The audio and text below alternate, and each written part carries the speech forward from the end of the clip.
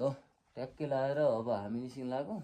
साइली चाहिँ यहाँ रेडी छिन् यहाँ ए यसो हाई गर्थ्यो त दादालाई चिन्छौ कि नै केटा कस्तो छ केटा ए मेरो अझ मार्क्स लाएर